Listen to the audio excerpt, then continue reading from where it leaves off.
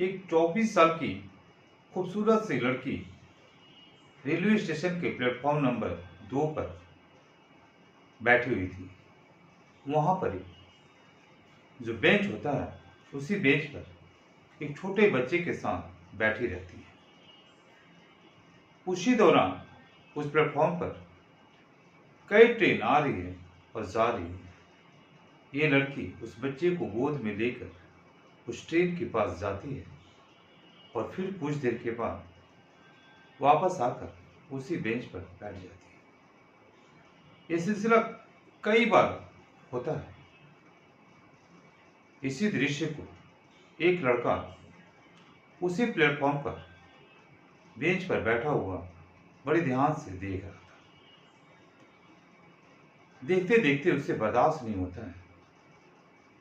तभी वह मन ही मन सोचता है कि क्या मैं जाकर उस लड़की से बात करूं, या आखिर वो बार बार ट्रेन के पास जाती है और ट्रेन में चढ़ नहीं पाती है और फिर आकर बेंच पर क्यों बैठ जाती है। इसी दौरान जो लड़का बेंच पर बैठा हुआ था, जिसका नाम होता है रोहन, रोहन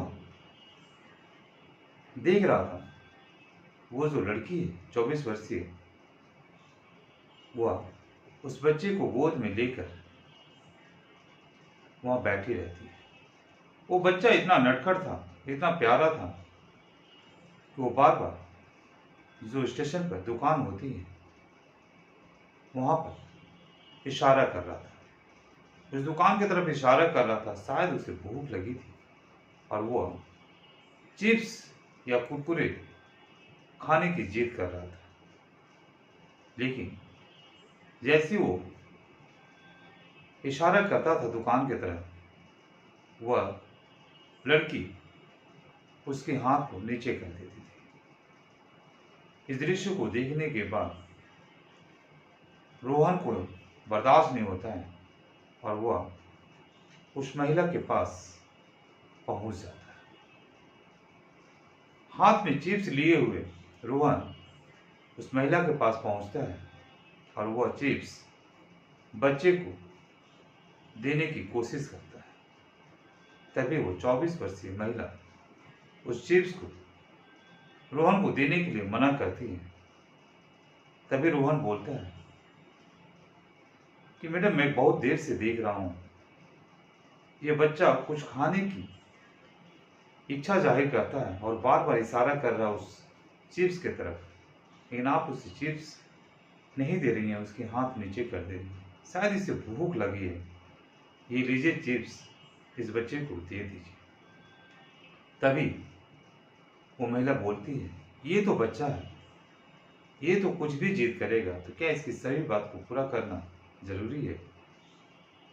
तभी रोहन बोलता है कि नहीं, ऐसा कुछ जरूरी नहीं है, लेकिन मैंने सोचा शायद इसे भूख लगी है और आप नहीं दे रही हैं, इसलिए मैं इंसानियत के नाते इसे ये चिप्स लेकर देने के लिए चला है।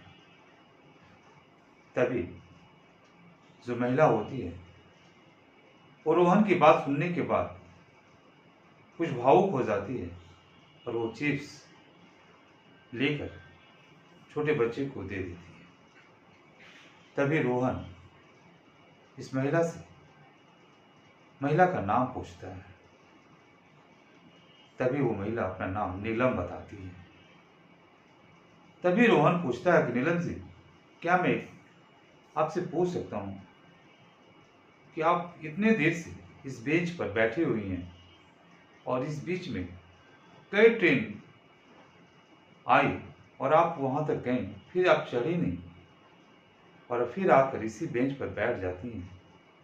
क्या मैं जान सकता हूं कि ऐसा आप क्यों कर रही हैं? आखिर आपको जाना कहाँ है?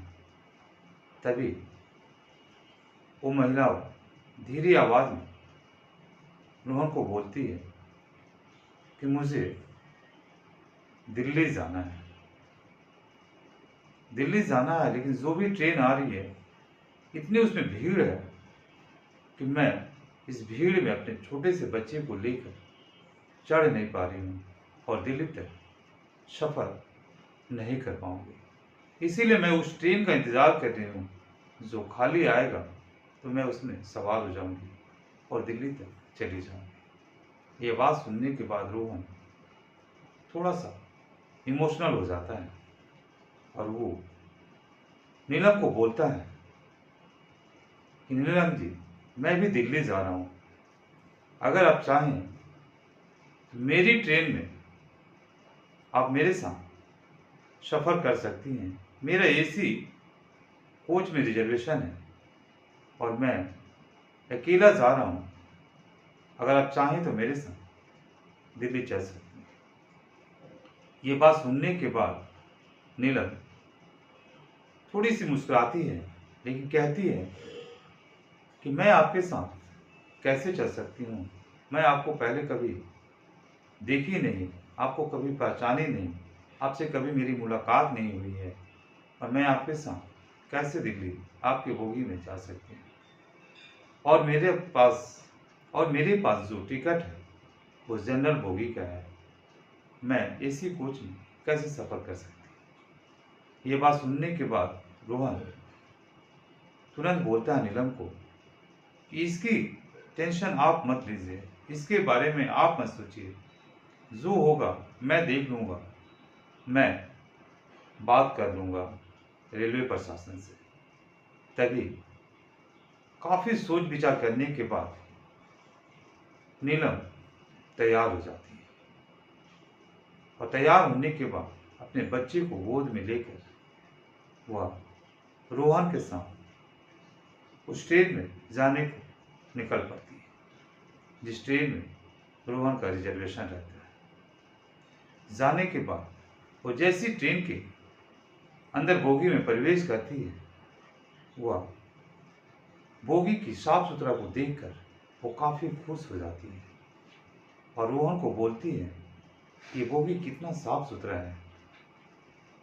तभी उसमें प्रवेश करने के बाद जो उसे ठंडक महसूस होता है नीलम को, वो बोलती है इसमें कितना ठंडा है, ये कितना ठंडा हवा दे रहा है। तभी रोहन बोलता है हाँ, ये ट्रेन जो है पूरी बोगी वातानुकूलित है और सभी में एसी लगा हुआ है, सभी बोगी में इसी तरह का ठंडा हवा आता है।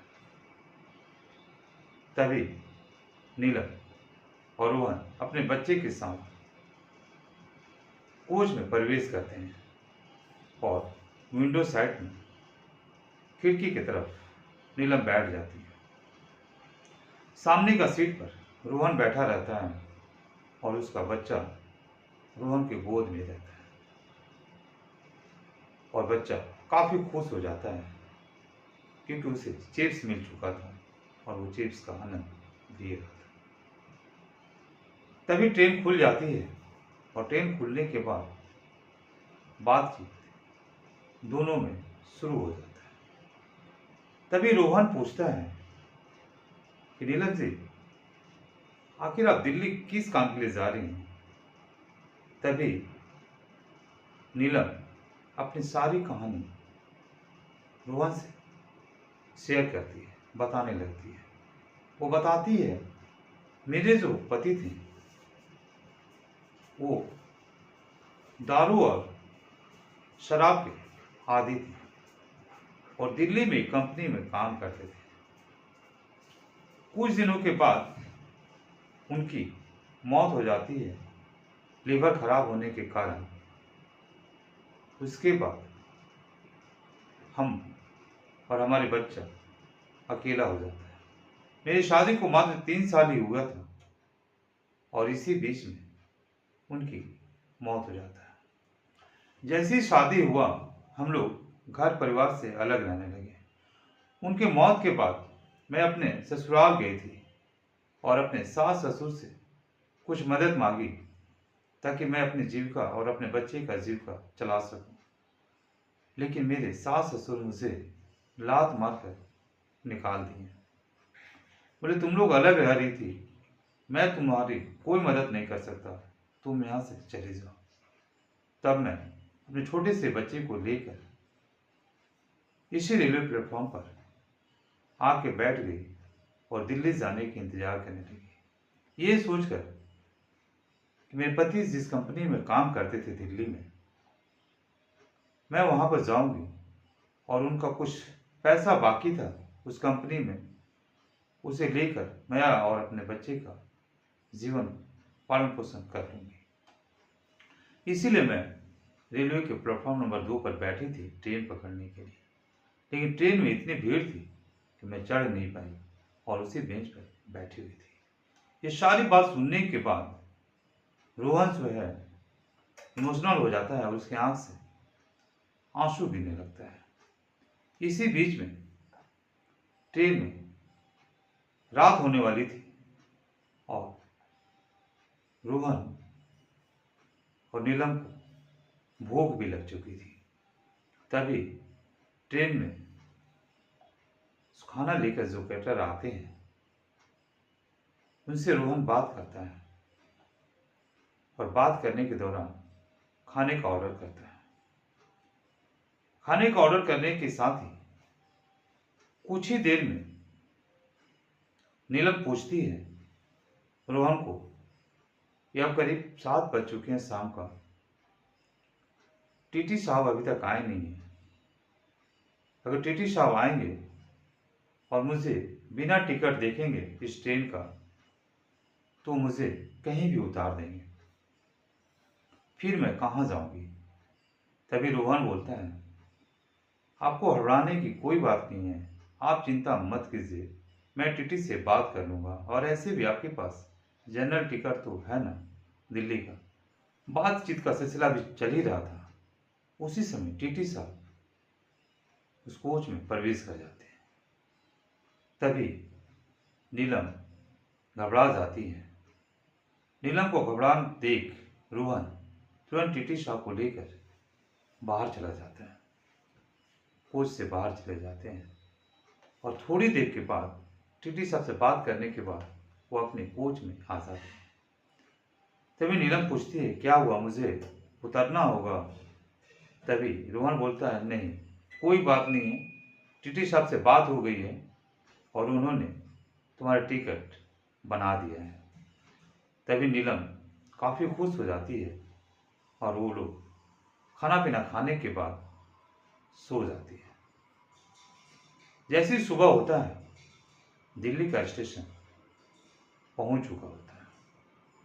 अब चूंकि स्टेशन पर उतरने के बाद दोनों का रास्ता अलग अलग हो जाता है।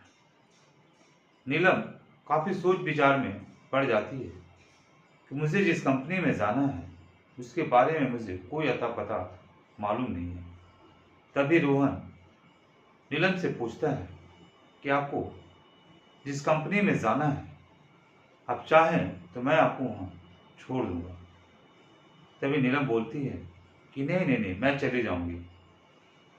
तब रोहन जो है कुछ देर नीलम का इंतजार करता है, उसकी बात का जवाब का इंतजार करता है और फिर एक बार पूछता है कि अगर आप चाहें तो मेरा स्टेशन से 2 किलोमीटर की दूरी पर फ्लैट है, अपना घर है, फ्लैट है, आप चाहें तो मेरे साथ चल सकती हैं, वहाँ पर फ्रेश हो जाइए और उसके बाद हम लोग उस कंपनी की तरफ चलेंगे।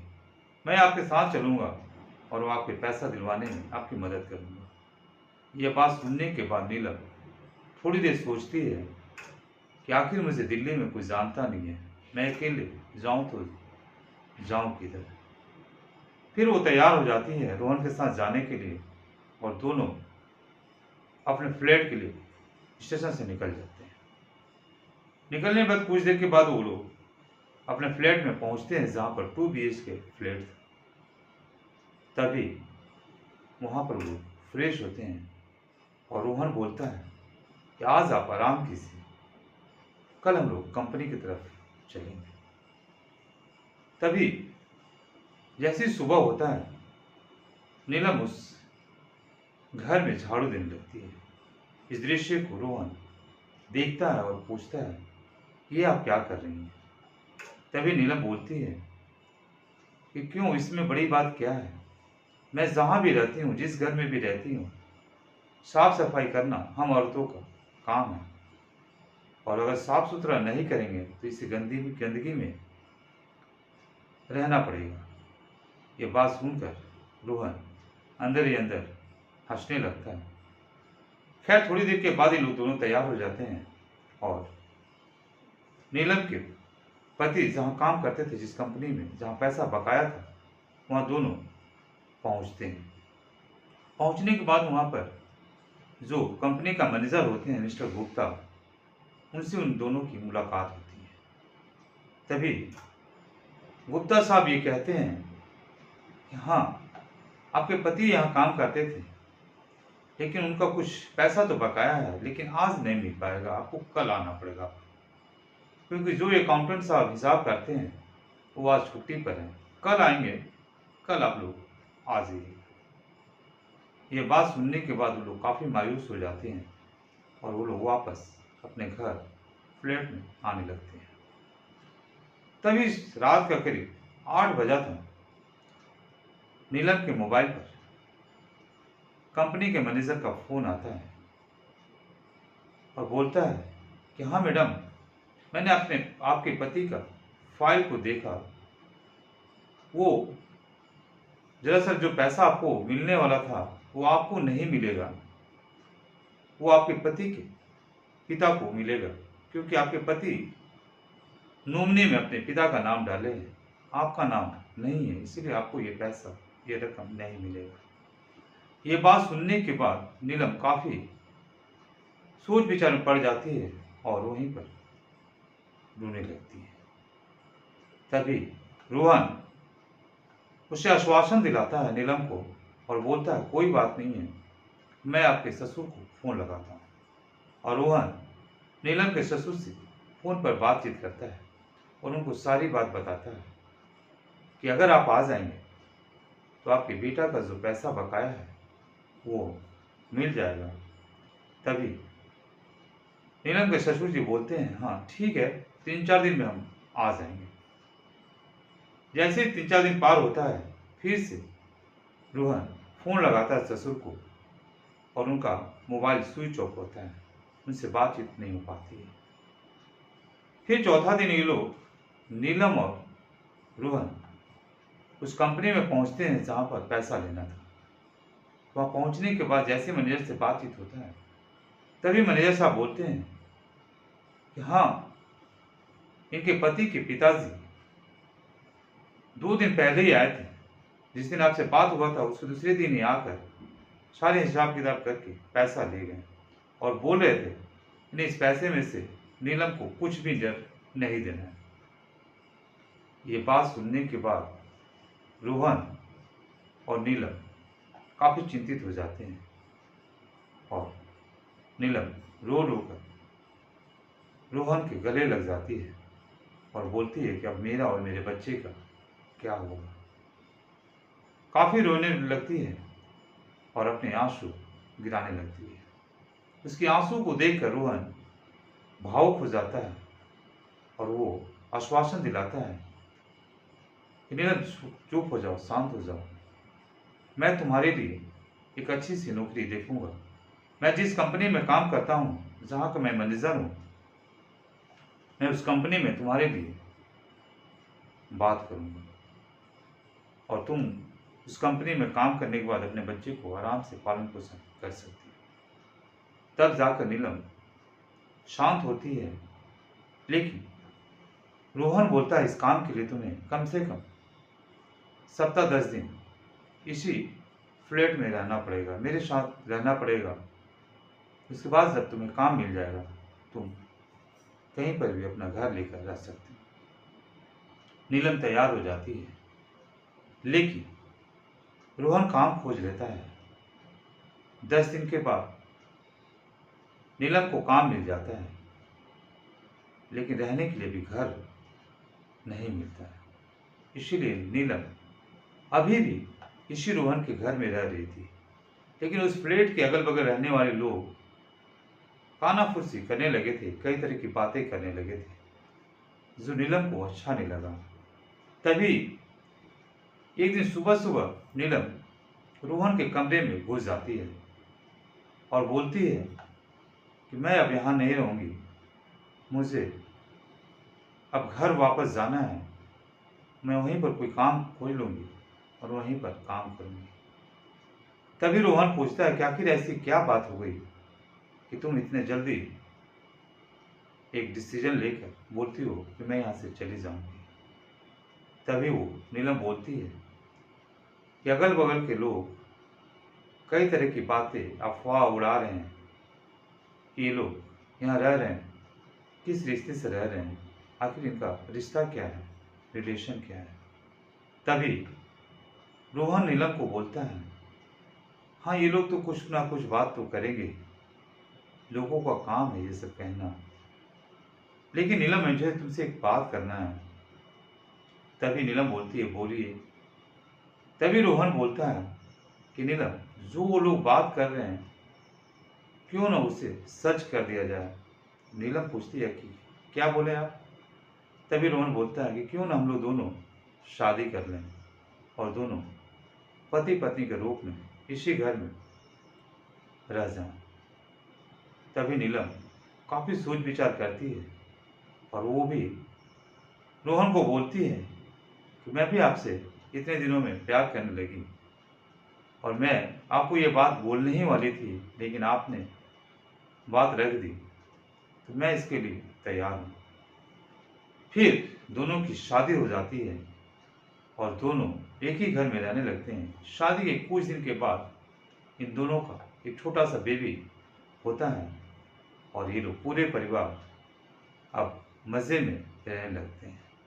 तो जहां पर एक विधवा महिला, विधवा लड़की को सहारा बन जाता है रोहन, और अब उसके पति बनकर इसकी जिंदगी में खुशियां भर देते हैं और खुशियां आ जाती है। काश ये ऐसा होने लगे, हर विधवा को अपने जीवन की खुशियां मिलने लगेगी।